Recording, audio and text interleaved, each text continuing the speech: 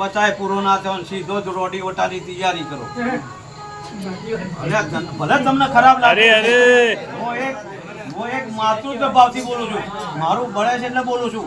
મારા ભજનના નાતેથી હું બોલું છું. મારે તમારી શું પડી છે? મારે ગુરુ મહારાજની દયા છે. પણ ના જો સાચું કહું તો મુએ પણ ગધાડો કેવરો. એટલે જો કદી જન્મ ધર્યો છે તો બરાબર જીવીને જોડજો. ન કે જનેતાઓને માતા પિતાને ધિકાર આલે એવું વર્તન શા માટે કરી રહ્યા છો? આ તો પીને પોટલી મારીને ભજનમાં બેઠા ને આતે કોઈ રીત છે? હલાશ થઈ ધીક પડી તમારા આપતાને કે તમને આવો જન્મ આલી દીધો. હલાશ થઈ જે વાત. માતા પિતાને તમે આ હોય રાઠોડ મહારાજની વાણીમાં રોજ બોલી રહ્યા છે કે જોજે જોજે માનવ રંગ જાય ના, તને પાછળ પસ્તાવો થાય ના.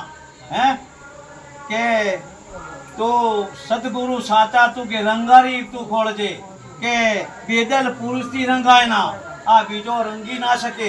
પરમાત્માના કાર્યમાં તું જંપલાવતો એના માટે સીધો બધું કાર્ય કરી શકે.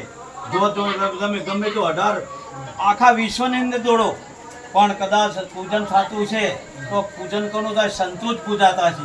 કોઈ તો તમે ભુવા કે દારૂડિયા કે તું એ પૂજાતા ભાળ્યા નહીં ભાળી શકો. પરમાત્મા એક આ સંતનો જ મહિમા છે અને સંત જ પૂજાતો હોય, બીજો કોઈ પૂજાઈ શકે નહીં. પણ એ ધારા ઉપર હેડે તો ને કે એ ગધાડો જ કહેવાય. જો હલો વેણવા મોર્યા તો એ પણ એ ખાતાનો જ છે. એટલે ગુરુ મહારાજને મોકલ્યા.